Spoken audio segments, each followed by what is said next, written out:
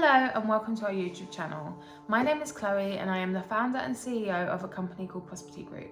We consider ourselves to be a one-stop shop for investors looking to grow or diversify their property portfolio, as well as new investors just starting out on their property journey. We specialise in sourcing investment properties to help our clients maximise their investment potential and get the best possible returns.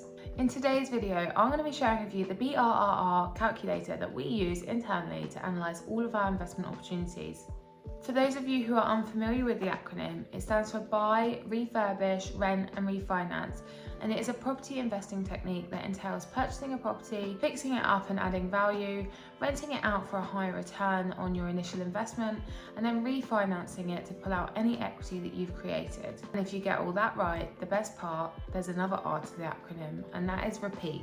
And that is the beauty of this property investing model. So long as you get each of the phases right, you can rinse and repeat again and again. We have tried and tested many different calculators and we keep returning to this one. If you're a property investor and you're anything like us, you like running the numbers yourself and having complete autonomy over the analysis. And that is what this calculator was designed to do. It is the holy grail of our deal analysis and is a driving force behind taking our property investments from inception to completion. We've gradually transformed this template over the past 2 years since the birth of Prosperity and the evolution of our bespoke sourcing model. The more and more deals we've analysed, the more and more we've tweaked this template to accommodate analysing every aspect of a property deal. By analysing how a prospective deal stacks up, we can start to reduce our exposure to risk by understanding our expected returns in proportion to our initial investment.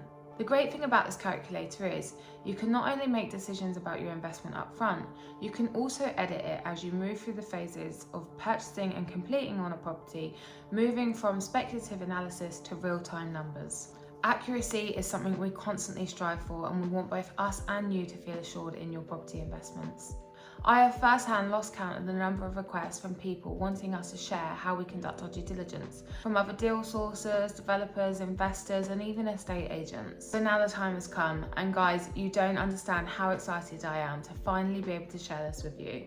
Having used this calculator day in and day out in our own business, we're confident that it will help elevate yours and take your due diligence to new heights.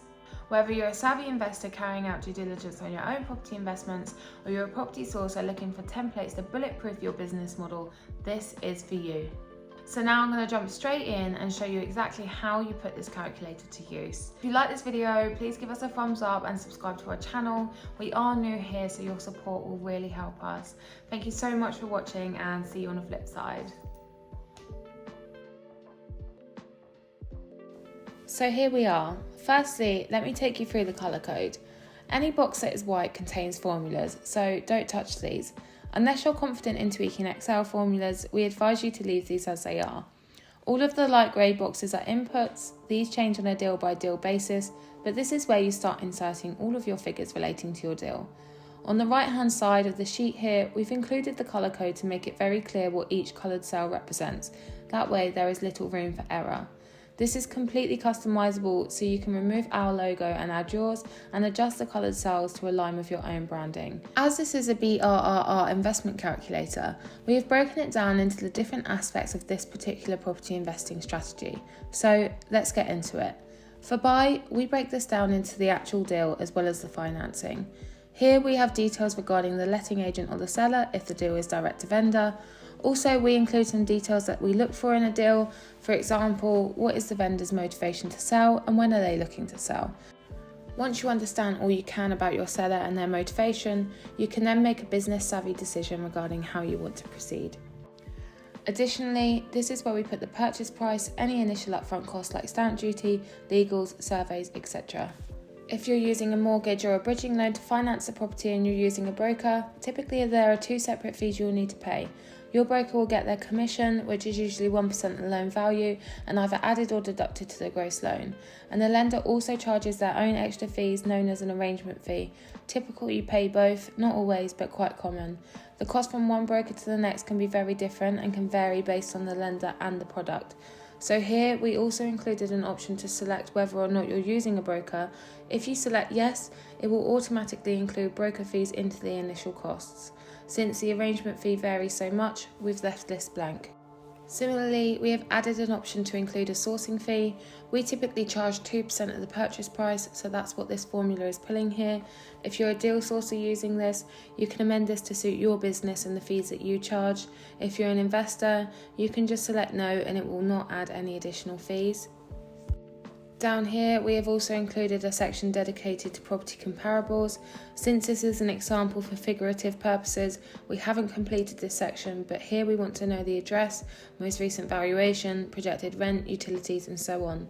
This is what will help us determine the gross development value later on, which is arguably the most important aspect of a BRRR calculation. Next, let's look at the financing.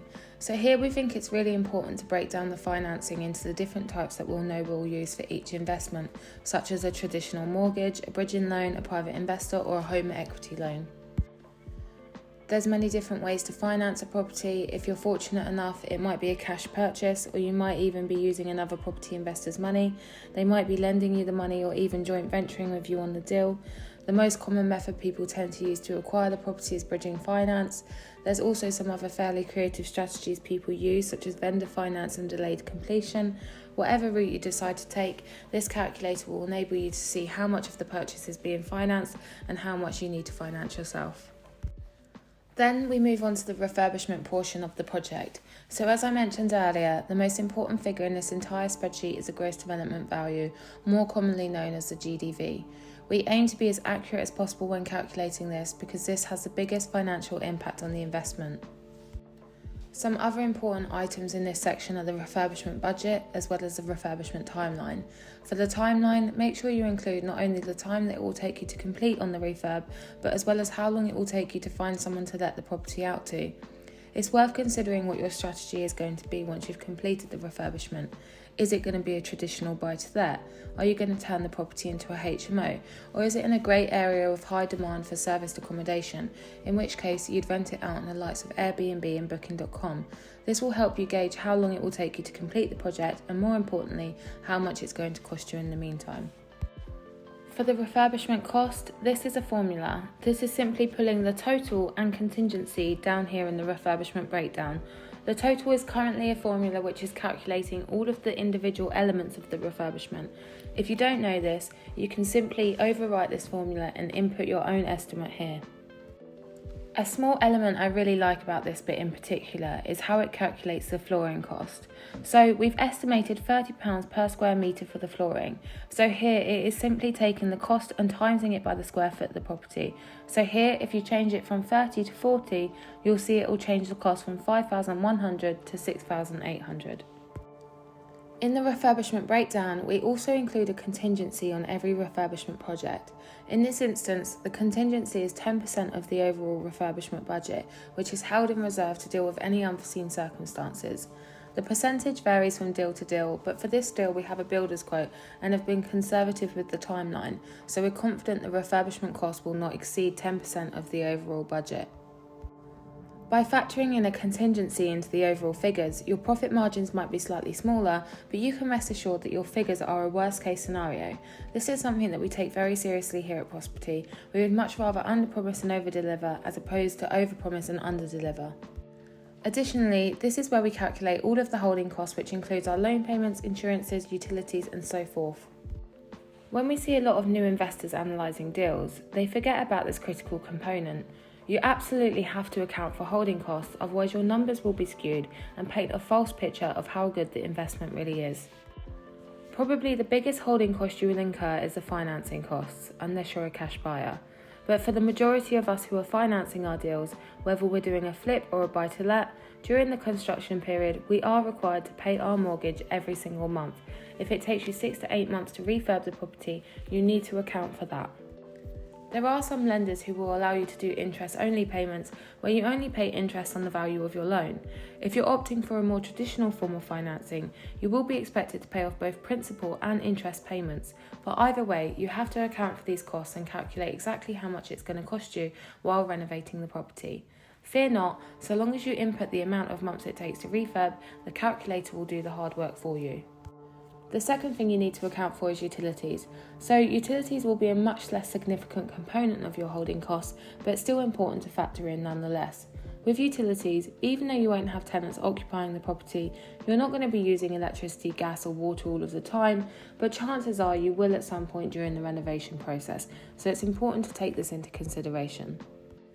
Finally, the last component that you need to consider is insurance.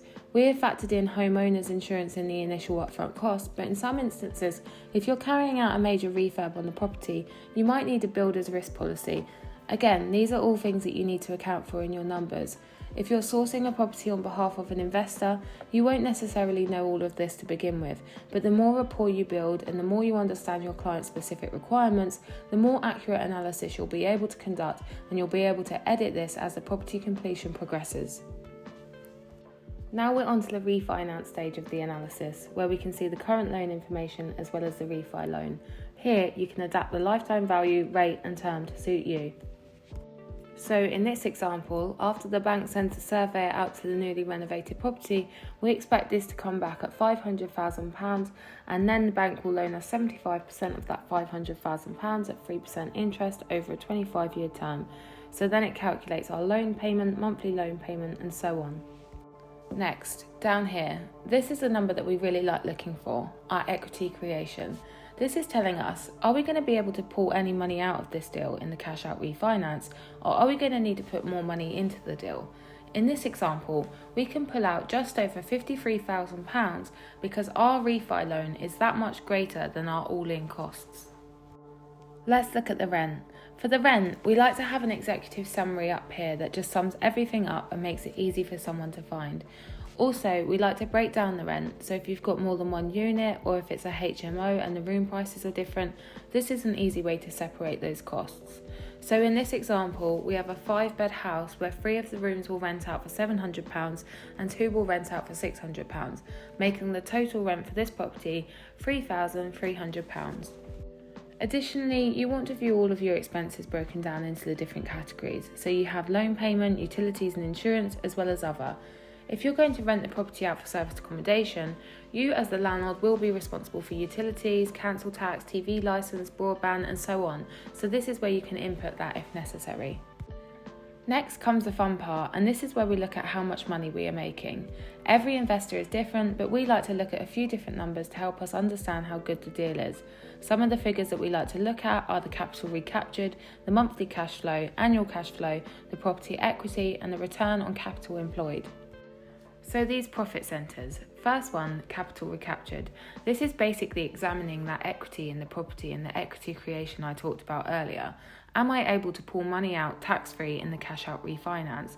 Then you have your monthly and annual cash flow as well as your property equity. So when you do a refinance, the bank will only loan you 75% of the lifetime value. So automatically that means you already have 25% of the value in equity, in addition to all of the loan pay down that you had on your first year while renting out the property. That number gets pulled from this refi loan tab on the sheet where it adds together the total principal payments for that year. And there we have it, guys. That is a quick rundown of how we analyse our investment opportunities using this calculator. If you have any feedback, we'd love to hear from you in the comments. If you're interested in purchasing this template, you can do so by clicking the link in our bio. Thank you so much for watching and stay tuned for the next one.